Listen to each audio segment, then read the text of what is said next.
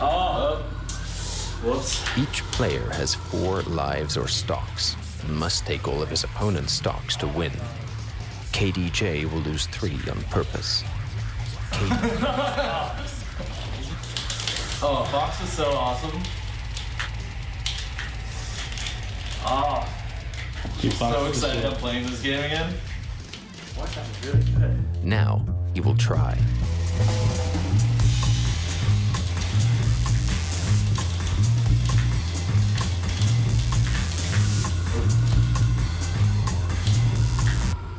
He did this blindfolding.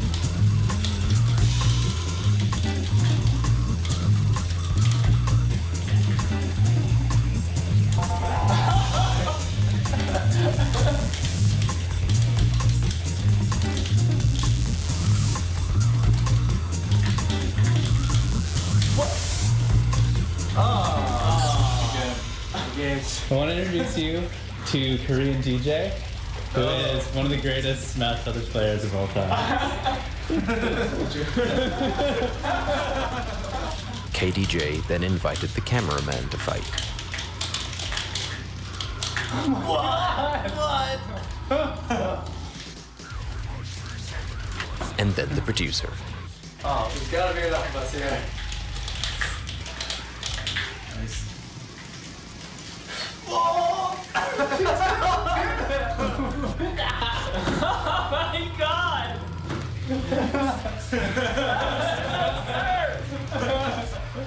How is it possible for someone to be so fast and so precise that even 3 opponents would be no match? This is about a game that was never designed to be played at a competitive level. And the people who discovered just how far the game could go. Well, I'd never heard your name before, so go suck a dick. Tons of people behind me just screaming. He goes there ready to die. Best feeling ever. But mostly, this is about the 7 greatest players who, in their time, ruled the world.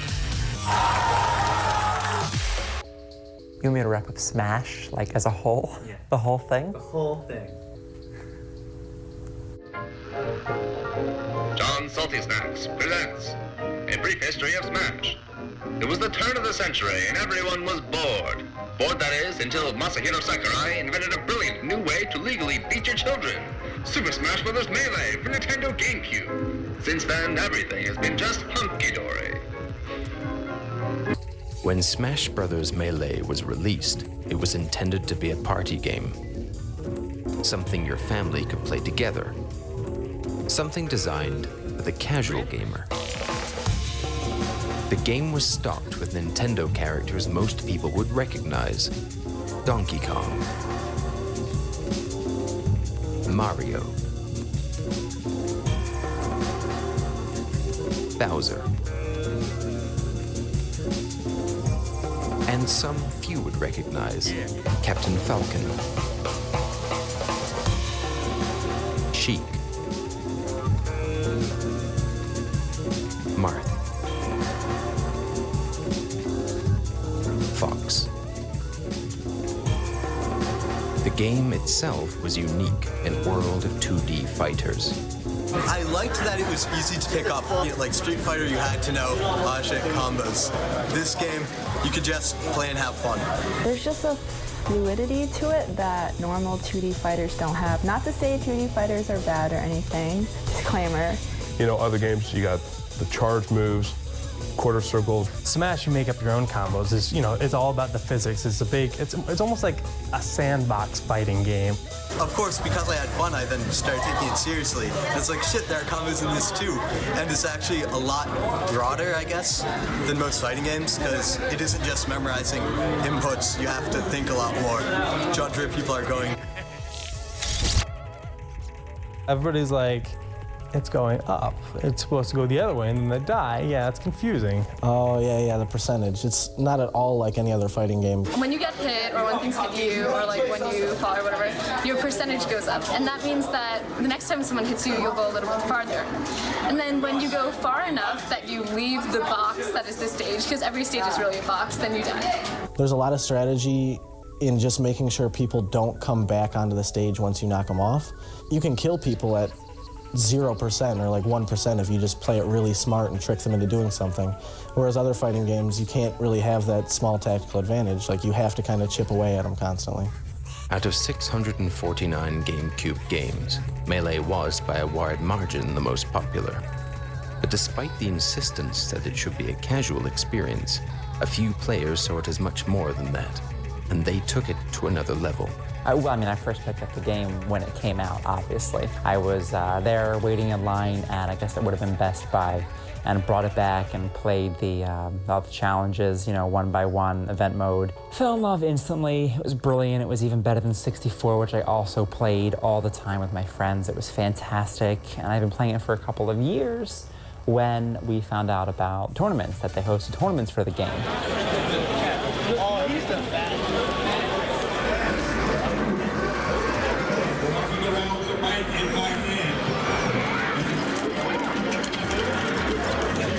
I thought it was just a one-time thing. It was for fun. It was silly, and we went to Live or Die. It was our first tournament. It was a crap show. Honestly, it was crowded and it was smelly, and I did really, really, really poorly, and it was frustrating. But that was it. You know, it was just like turning on a light.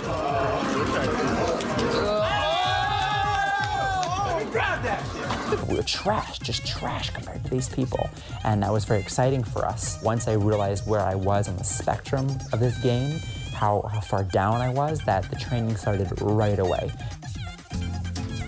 Welcome to Smash Brothers Training. Today, you will learn the first advanced technique ever discovered. Wave dashing. Wave dashing. What the hell is a wave dash? Wave dashing. This is Samus. Besides being a robot bounty hunter, she is also an accomplished dancer.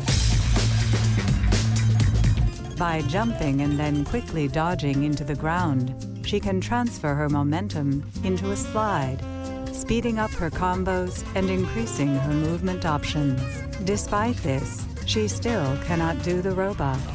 That's all for now. See you next time. Players learned how to use wave dashing and other advanced techniques to speed up the game to the point where it basically got ridiculous. Most people figure that we put in about 6 or 7 inputs per second, which is roughly about the same as professional StarCraft. It kind of broke the boundaries that people expected to see in Smash. There aren't set combos. There aren't a list that somebody somewhere decided what you can do. You can do whatever you want to with your character. You compare it to sports. You compare it to basketball or football, where a person is in control of every movement of their body. And while the video game is just a series of zeros and ones, everybody looks different. I can watch a video of a Marth. I can tell you whether it's Ken or Neo or Azim. You can see the style in a person's character, and that to me is incredible. You know, I've ran tournaments for MLG. I've ran Men Challenge, ran Tekken, I've ran Halo, I've ran Gears of War, Rainbow Six, Shadowrun, Smash Brothers Melee, Smash Brothers Brawl. So I've ran and been around a lot of high caliber games, and I've seen them all. I think Melee is one of the deepest and most intricate games you can ever play competitively, which is crazy for a game made by Nintendo that wasn't supposed to be competitive with cartoon characters, but it just kind of was like a beautiful accident. Although Melee has advanced considerably, for the first few years there were no guidelines. The first to uncover and master these techniques would instantly become the most dangerous player.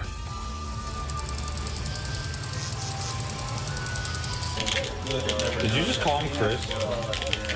Holy shit! Coming. No, it's not cool. Come on, Evan. Cool with the game? We weren't really serious about it. I mean, we had fun with it, but the moment where it changed from like just casual play to competitive was when my brother met Azen at school. The biggest thing about him that I've gotten over now, which I guess is why I didn't start with it, but is just the fact that he's like freakishly good at video games. Like he just has this knack for being able to figure a game out and apply the best tactics immediately. This old school MMORPG called Rull. He was like top 2 ranked, he said, in the PvP servers of that worldwide Pokemon Puzzle League. Top scores in almost every mode. It was also just different genres. I mean, you got an MMO, you got a fighting game, and then you got a puzzle game, like, and he's just nailing like all 3 genres. We would just go to Fest and we'd be playing games for fun, and he's still like whooping our ass in them. Like we're playing Mario Party over here, and he's just fucking like winning all the mini games. It's something, like I said, that I'm used to now, but it's still like when I go back and think about it, it's like fucking incredible to think about. It seems like any game that he puts time into and cares about, he will get sick at. Crews weren't really like heavily established at the time. We were kind of one of the forerunners actually, because we wanted to show that as a group we had the most skill compared to any other group of players. And Chu had joined our crew because we had met him at another tournament. He started coming to our fest, and that's pretty much what started like the whole crew rivalry aspect. Probably was the fact that we had this other group of players, and they were, you know, they also had like a name. They were very like established. We had seen their placements over tournaments. At the time when Melee came out, this game called Mortal Kombat Deadly Alliance came out. And we were just being silly about it. He's like, yo, we should just call ourselves Deadly Alliance. Everyone was the king of their town. Like Mike G, he was like the king of Queens. Kamal, he's like the king of Brooklyn. And me and Jason, we was like the kings of Manhattan. And then we also met Killer R. He was the king of Harlem. It was this guy named Brandon. His name is B. He pretty much knew about H2IL.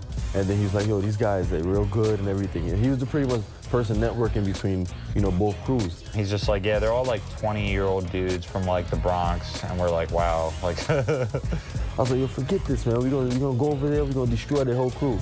We're just like these high school kids playing Smash Brothers. And like, these are like fucking 20-year-old like inner city people just like bringing out like hardcore trash talk. If I ever told people at school or anything about like, oh, I go to tournaments, and they're like, oh, that's lame. I'm like, oh yeah? Well, let me show you this motherfucker West that goes to these tournaments. He's a fucking badass. We was talking smack to each other, you know. We actually meet, and the next thing you know, Azen, he was pretty much beating my whole team. That whole night, Azen was like wrecking them, but they actually beat the rest of our crew for, you know, overall. It was funny, he was even beating Dave with like Pichu. Because he would do like gimmicks. Like just throwing you off the ledge and just gimping you.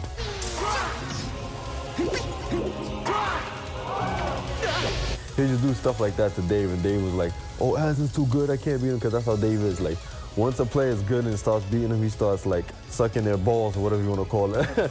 And the thing that Azen had over us at the time is because he knew about L canceling before us.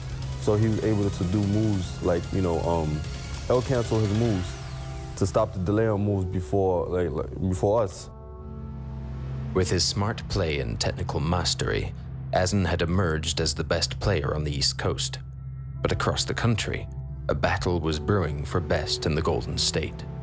I'm out here fucking celebrating. My mic wasn't even fucking working. Tournament Go was one of the very first tournament story, series. It was really the first kind of national tournament series we ever had in our community. It was Matt Deasy who would just throw tournaments in his house. And, you know, it'd be some setups on the middle floor, some setups on the bottom floor, and everyone would sleep there. Like, this guy would just house anyone that would fly in from anywhere or drive in from anywhere. He would, give you a place to stay. They'd set up tents outside in his backyard, and it was like, I don't know, like Woodstock of gaming or something, where like all these people would show up and he'd be super friendly and open his house to them and house them for a weekend just to throw Smash tournaments. Vociferous, you know, was a guy who played Sheik back then and was just the strongest player. Like he had won tournament goes, the first couple of them. By default, he was, you know, considered the best player in the nation. I think we kind of had, not an arrogant community, but like we definitely knew we were really good at what we did. And the first story about Ken is like, you know, this guy like randomly posts that he won a GameStop tournament or some random tournament and he can't be beat in this game. And the thing about that, saying that, is everyone says that. Like, they beat their friends and they're unbelievable at this game and they will never lose. And I've seen it at so many tournaments and these guys just get absolutely like crushed, like torn apart, like leave it with like, you know, tail between the legs. Like, it was the same thing for Ken. Like, some guy that wasn't part of our community was like, I'm really good at this game, there's no way you'll beat me. I was just a small fish in a pond. I didn't know anything about the ocean yet, so Matt Deasy, you know, he saw that post and he actually contacted my brother on AM afterwards and wanted to do a money match. They thought it was going to be easy money, so $25 became $50, $50 became $100, and then eventually it became the $200 money match off the bat. To tell you the honest truth, I didn't even have the money at the time, and I still money matched him. He actually drove down like 6-7 hours, NorCal to SoCal. I played Vociferous first. He was like doing all these advanced techniques, like wave dash, catching items on air. I was like, how did you do that? I just had to rely on my instincts to take me through. I ended up beating Vociferous. Matt Deasy and Vociferous' face it was priceless. It was funny thing because Matt Deasy's like, oh, okay, I guess I'm next. Matt Deasy would pick Corneria and then run to the one side of the chip and just constantly spam lasers at me, and I couldn't hit him. Every single time I'd approach him, he'd run to the other side and shoot more lasers at me. I realized like I had to adapt to that. So I found out that once I grabbed Matt Deasy, he wasn't able to run. So once I grabbed him, I was able to hit him. I asked him, I'm like, I beat you guys. Aren't you guys the best? I beat you guys. Does it not make me the best now? And Matt Deasy said, no. Just because you beat us in a money match doesn't make you the best. You have to win TG4. I host TG4, you have to win that. That's what makes you the best. So I was like, oh, okay, I guess I'll have to go to TG4 and win that. I don't know about underground tournaments. You know, I thought it was going to be like EVO, where they hosted it like, you know, at an auditorium or something. There's like stages and whatnot, but it was hosted at Matt Deasy's house. Like, I saw these smashers. He was housing like most of them, so they were like, I saw him sleep on the ground, and I was like walking in there. I'm like trying to avoid smashers. They've heard of me, like Matt Deasy and Vociferous were telling people about me, like how, you know, how I was. So they wanted to see it. I tore through the whole entire tournament.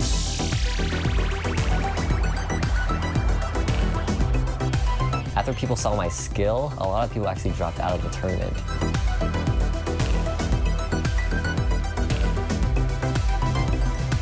The hype was like almost gone. This was like the last match of the day. It's me versus Vociferous.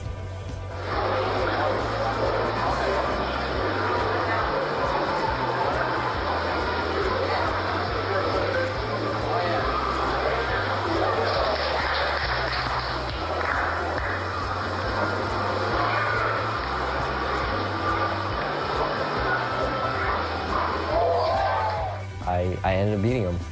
My parents really never supported me playing video games, especially at a competitive level.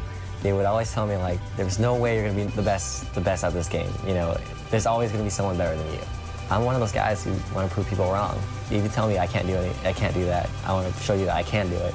So when I came home from TG4 and I showed them a lot of cash, they're like, oh, that's beginner's luck. That's beginners. There's no way you can win another tournament. Ken emerged from TG4 as the undisputed champion of the West.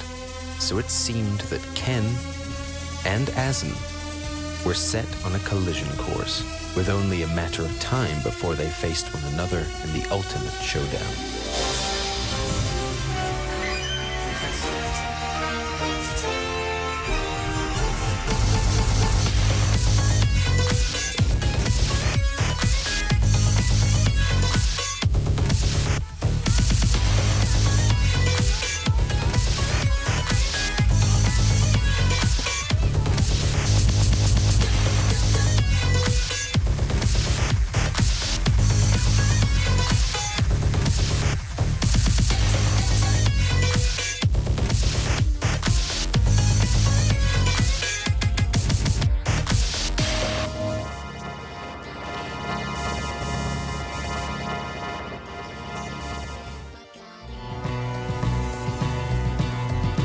What's a John? Today's winner is Dr. Pee-Pee. Come on. It was very ugly, but he won, and he won a lot. Ridiculous things would constantly happen. You can watch it and just see the level of like mind games going on. We owned it. No, we scared of the jobs. We wanted revenge.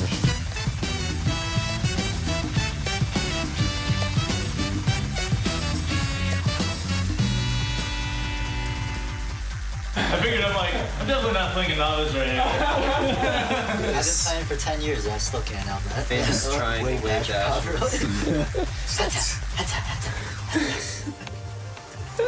You just go straight. Yeah, I go up and down. That's why people, I think, get so tight when I beat them. Yeah, this kid can't even wave that. Oh, I just played.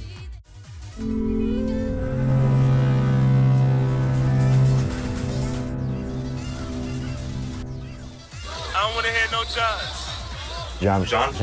John. What's a John? It was like 2 a.m. and he was tired. Johns, like Johns. He'll get me on the days where I'm just not playing too well. Johns, just Johns. A lot of people don't know where the term came from. It just started, but I believe it was a guy in Texas. His name was John, and no matter what, every time he'd lose, he'd have an excuse. He'd have a reason for losing. My controller wasn't working, the stage, there's a little bit of lag on the TV. I didn't sleep last night, or I don't know why I'm not commentating. I need to warm up. We have a Swedish term, Inga Jonas. It's pretty much no Johns. He used to using much Johns back in the time. My favorite one, I think, was I was playing somebody and they were like, someone's touching my shoulder. And I was like, no Johns.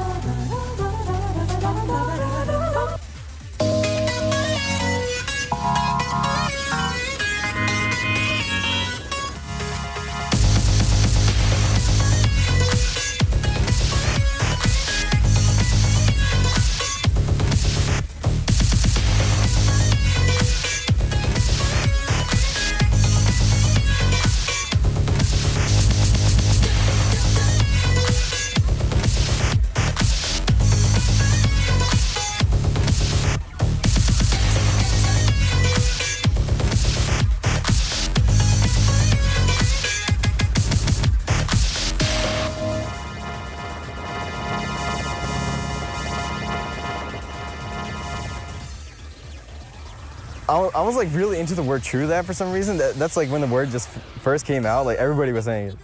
And so I was like walking down the street and like walking home from school and I'm just like, true that, yeah, true that, true that. I'm just, I said it so much that it became my name. Smash tag is chaotic. Sago.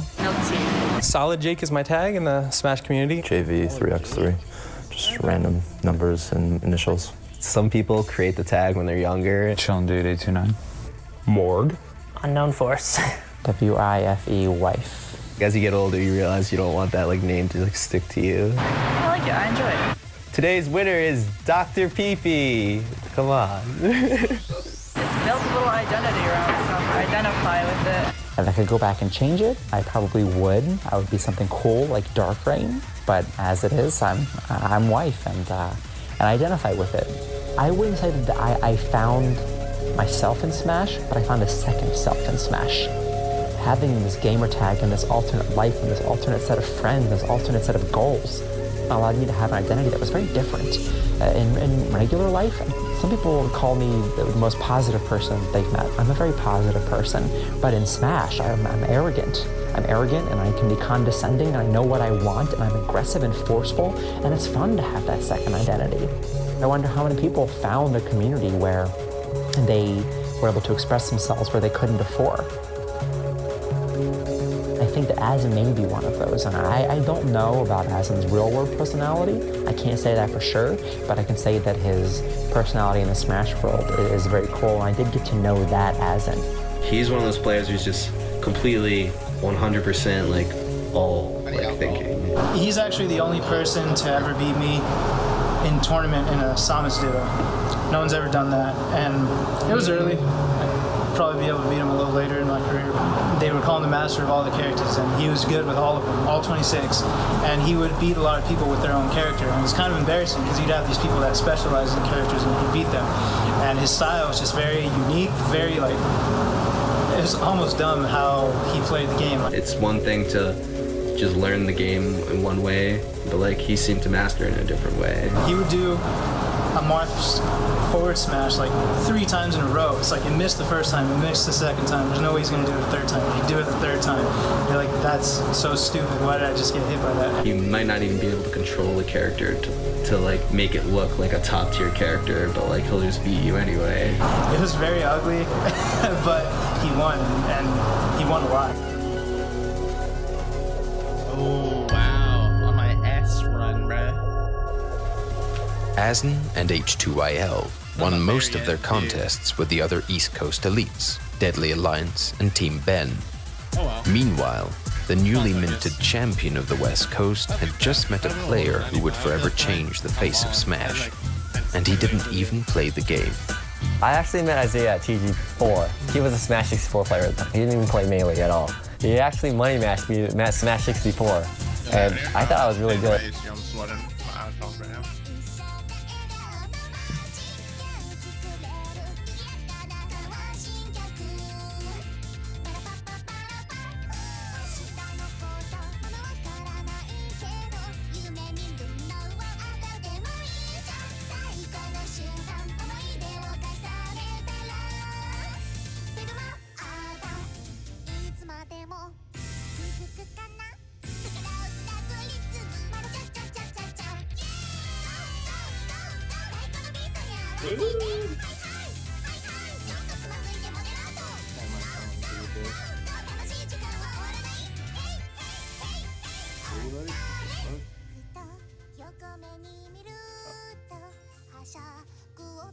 Fake ass security alert.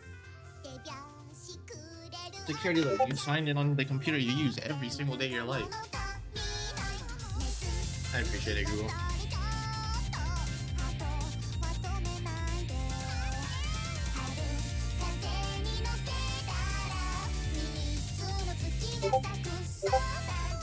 Oh, expand it.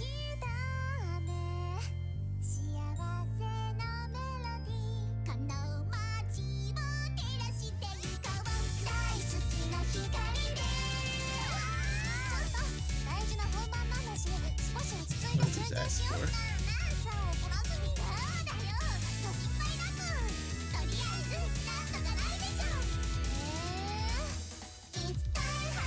Alright, Valorant in 10 minutes, which means this stream is gonna be short and sweet.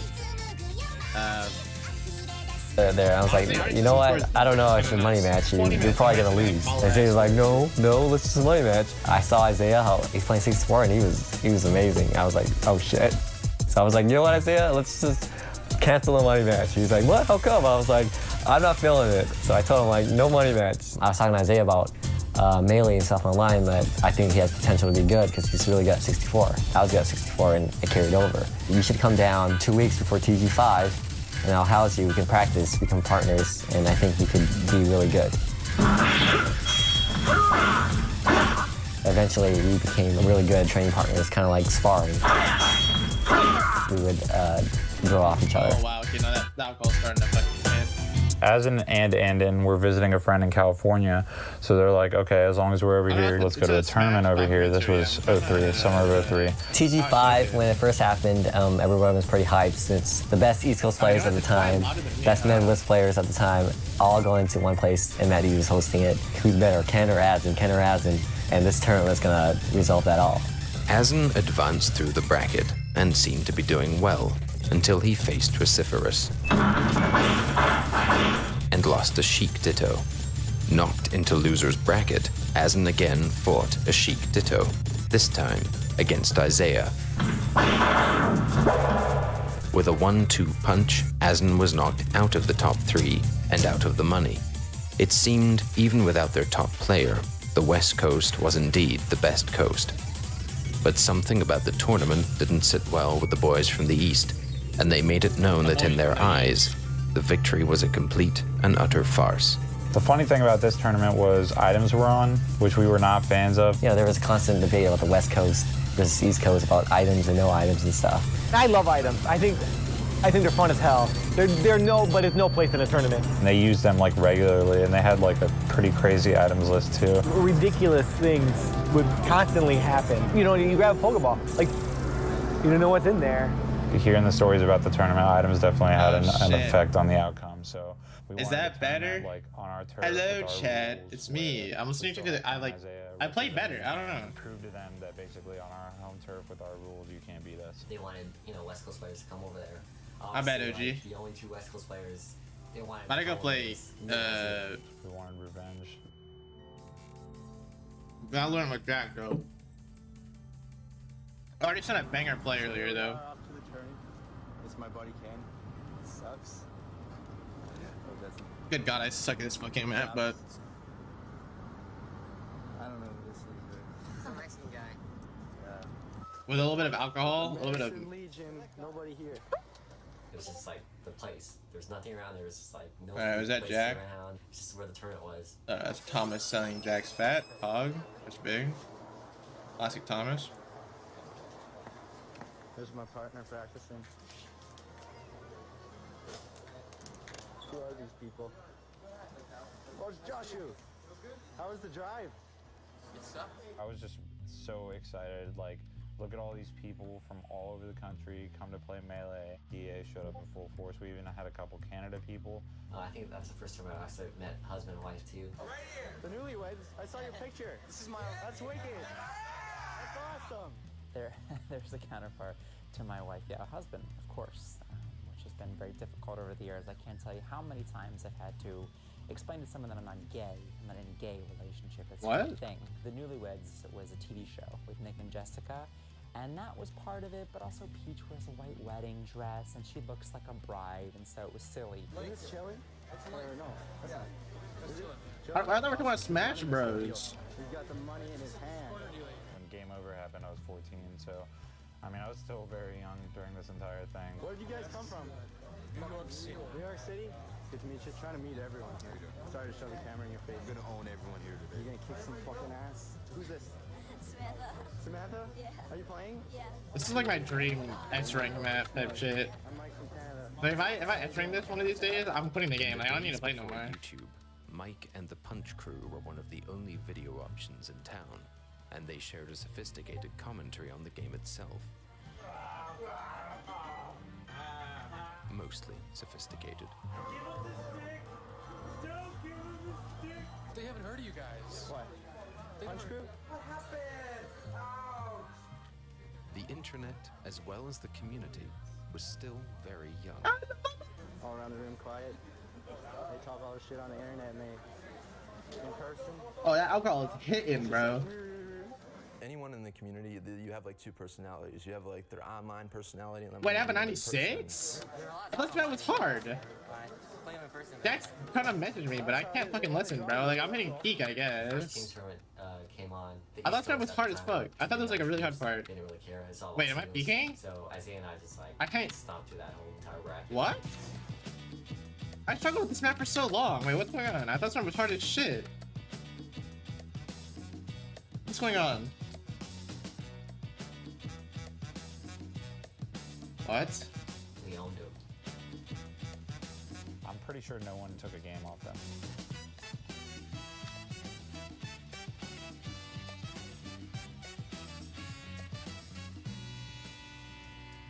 Winners finals happened, and that was just brutal. Like, Asin and Andon got decimated by Ken and Isaiah, and it was never really close. Teams did have the $300 pot bonus, which is mainly why Ken and Isaiah came, I think, knowing that they had teams pretty much in the bag. After Andon's like, okay, so there you got what you wanted. Now it's time for, you know, singles and whatnot. It took the longest time to actually get singles started because I had to write the whole bracket out by hand. Stage 2L was all doing well. That encouraged me just knowing that, you know, my crew is legit. I was just focused on running the tournament for a while until I saw that I had to fight Ken. The match was crazy because I can remember, like, at first we were playing on a little screen. Take one life off. Timber's chilling. I remember playing Asin's Marth in friendlies a lot that week in preparation, and I would get up throw uppers a lot, but I never got them as much as during that first match against Ken. okay, this strategy is really, really good, and I should probably be using this like at all times. The chillin' is simply this. You throw somebody upwards and then hit them with an up air. You can repeat it so you can get that, or... Titanic was getting really hyped for me, and that just started to draw a crowd.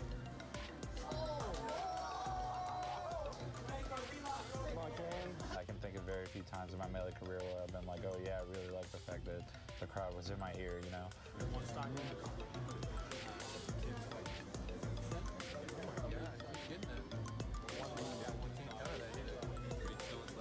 What? I did passed? I drew him up and I smashed him across the screen.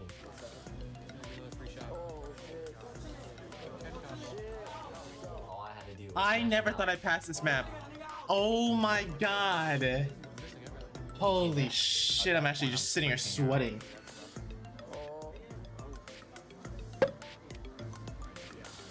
I hit him with neutral air, send him off.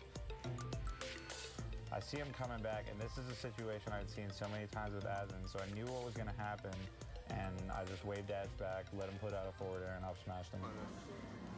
Up smash.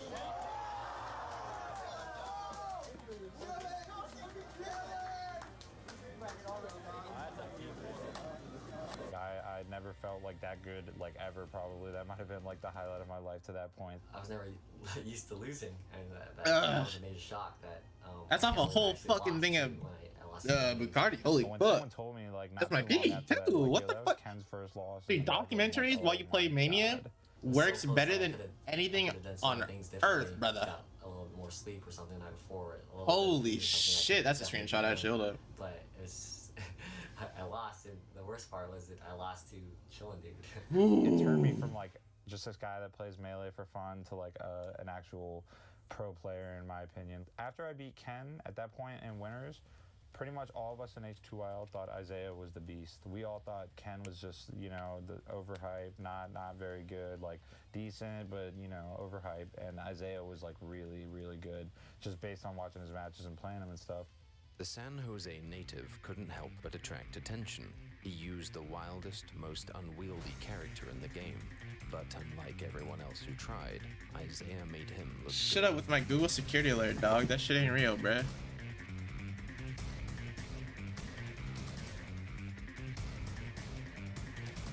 God damn, this documentary is loud as fuck. I can't even hear the fucking music at all. I had to turn that shit hella down for... In Winners Finals, Asin was waiting for him. Asin versus Isaiah was like one of the first insanely high-level Melee matches where you can watch it and just see the level of like mind games going on. I probably need to like get off soon, right? They're hopping on in a second. Collapse of ego.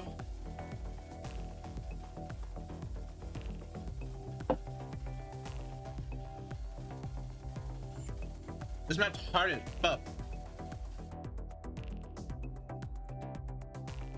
If I give you my 90% while on like drinking alcohol, I'll probably over a point something.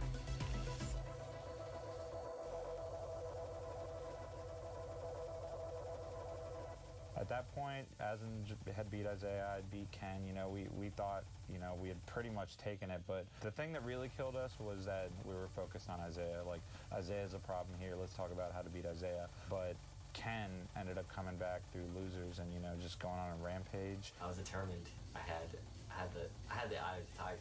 You know, he beat Dave, he beats Isaiah. He beat Dave? Oh no. At the time we're thinking, okay, no. Isaiah just let Ken win for some reason because Isaiah's a lot better. I felt more comfortable, and then I fought Chillin' Dude again. I wasn't nearly as focused, which had slightly to do with the time and how late it was, and I'd been running the tournament all day. I beat the shit out of him, and I took him out. Even at that point, I still didn't think, you know, Ken was, you know, what the fuck am I doing in this game, bro? I'm cooking. Pretty quick. It's the dock buff.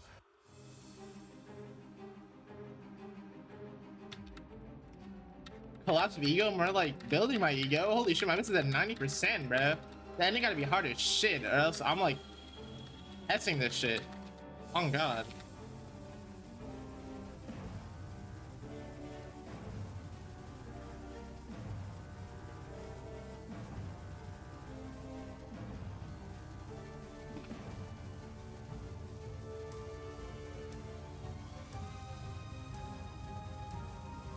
Oh, that he turns fuck.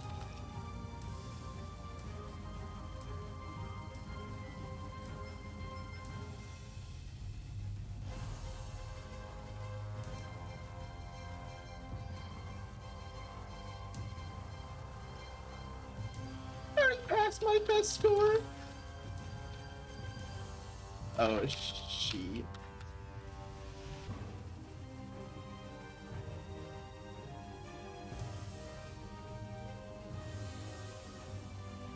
Oh, I lost my place. Where am I? Ah, shit. That's still insane. At 92 and 93, that ending in this match is fucking tough, bro. Either, but Asin didn't have as much of a game plan going in. Like if he had played Ken in more friendlies or just expected Ken to come out, he might have had a better game plan. If I wasn't drunk, bro, that ending is getting cleared S-rank peak crazy shit, bro. Oh man, Asin was sad. Like I saw his face, he was sad. Like I would be sad too, but I mean he was representing the East Coast at the time. I mean I pulled in Possible again and I managed to come out on top. You could tell at times like he was upset about his play or something like that, but he did a very good job of hiding it.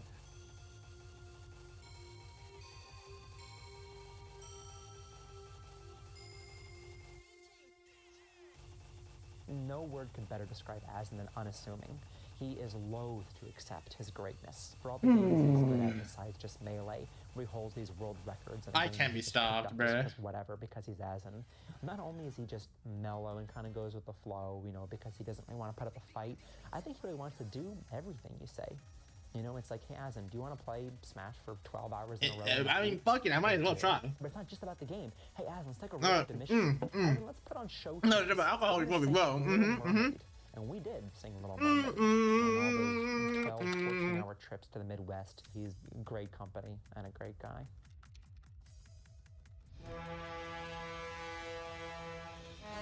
Dang, man, we gonna lose the jobs. Whoa, what? Man, we scared of the jobs. Whoa, what the fuck?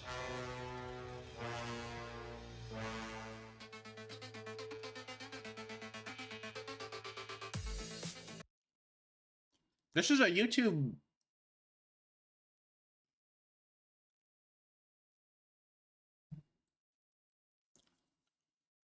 Alright, never mind. What the fuck?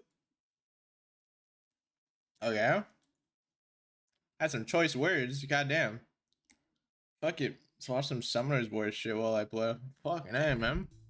There is no way he has this many LD scrolls. Oh, fuck. I didn't mean to pause. He might have this many LD scrolls. This is going to be a much more exciting video than I initially thought if he actually has this many LDs. Oh, it's here. How did I miss that? He's got the 7-year? He's got the 7-year portal. 1 ancient transcendence. He has 12 transcendence scrolls. And 1 ancient transcendence. 1 ledger, just 1. Only 1. 107, well, 108 legendaries. Oh my god. That's too fast. He does have that many LD scrolls. I'm starting to get a little dizzy. Alcohol's starting to hit a little bit. Let's get it started. But, Jeez. like DT. It's gonna be an interesting video. Or it's gonna be a very depressing video. There is that option that just hit me. I'm like, if we get nothing from this many LDs, quit YouTube. Yeah, that seems like a good idea.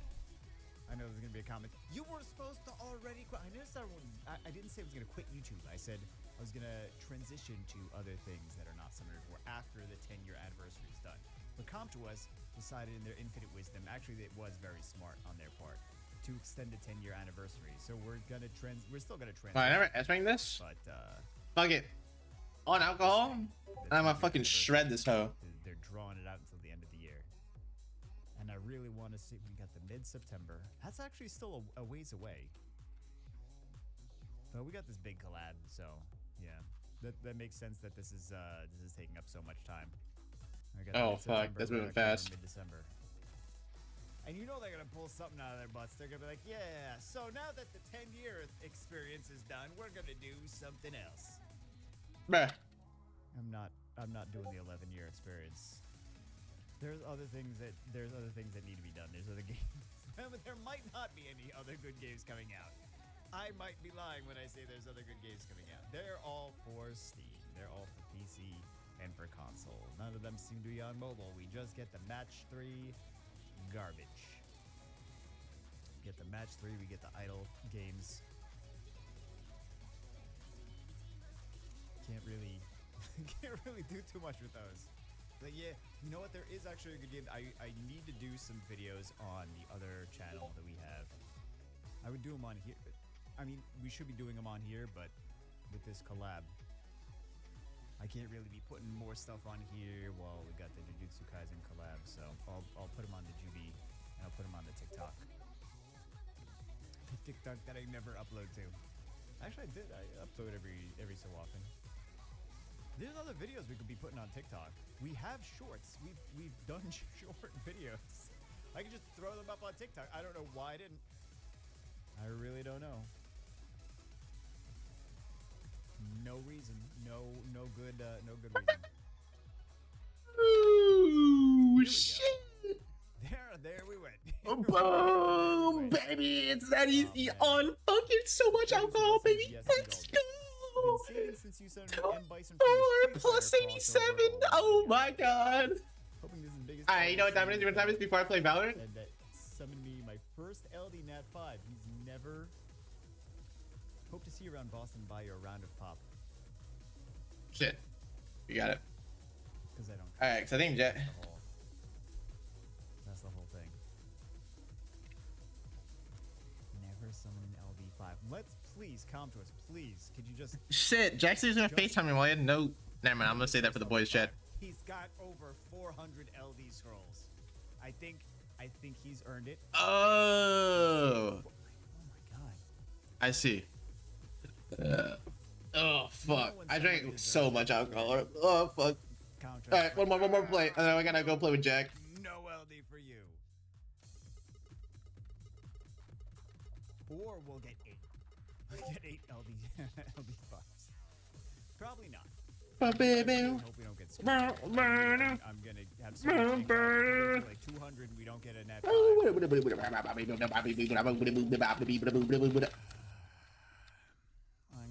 I'm gonna be stressed. I'm gonna say a lot of. I gotta log in. Fuck that shit. As usual. I've been thinking about that in my personal life. Is like nowadays I feel like we try to tiptoe around things. Like I don't want to insult people. I don't want to insult people. We don't want to insult people. We want to make sure we say all proper things.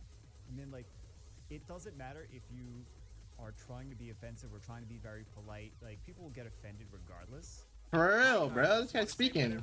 Whatever I think, I don't like not hold anything back. I still wouldn't say anything that offensive, really, because I'm not a very hateful person unless people are violent procking on me. Unless you are violent procking on me. All bets are off then.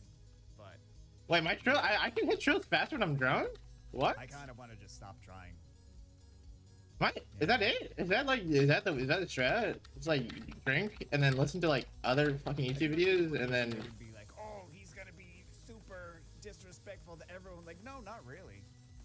Not really. Uh-oh. My vision's trying to blur out. Not try to. I don't know. Not try to hold everything because I feel like I hold everything back. And I'm like, oh, I can't say that. Oh, I can't say that. Oh, I can't say that. What can I say? I like asparagus. Like, I feel like that's the only thing that you're allowed to say without being. Someone will be offended. Someone will be like, you know, nah, but I was killed by asparagus, so I'm offended by that. I go, oh my god. Oh, jeez. Of course. You guys are watching, you're like, you say offensive stuff all the time. How is that you holding? Is that is you holding back? Then we don't know. Then God help us all. I'm not talking like here. I feel like so basically what I'm saying is I'm imagining myself saying the stuff that I say on YouTube in real life. That is what I mean. That is the offensive stuff that I'm saying.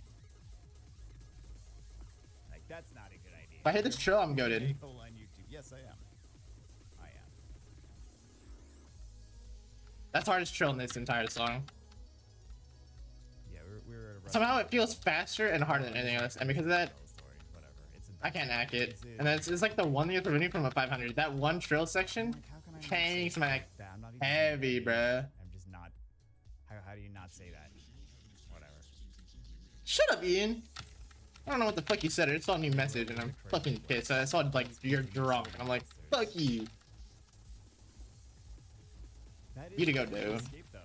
That's a. Is gaming, and that is Summoner's War has been just a massive escape for so many people over the past 10 years. Summoner's War being an escape for people is a funny shit because half that shit's just gambling and praying to God you get shit you want. The fucking gotcha game, brother. What was it on Facebook? Where did they do those testimonials? That Contras was like, oh yeah, share your. It's an escape for me. I'll spend my fucking money on a mobile game. What mean to you? I think that was the question that they asked. And there's a lot of people that are like, this is my escape from the world because the world is crazy and I need somewhere that is. I'm well under the influence. Like grinding is an escape because you're like, this is I know what to expect. There's cartoony monsters, there's little chibi monsters. We're farming dungeons. I'm getting boom, and you know what to expect. Disappointment. Boom. It's consistent disappointment. It's not my PB. That's the worst S rank I've ever done. Let's go. 9582. I didn't. If I was like on a 97 pace, I would have been pissed that I like choked it. But nah, I was not even close. Good combo though. Ratio's probably dog shit. 2192. Put a little helmet on him. Ratio's dog shit. All right. Jack's waiting for me. I gotta go. Roller skates. That's what he needs.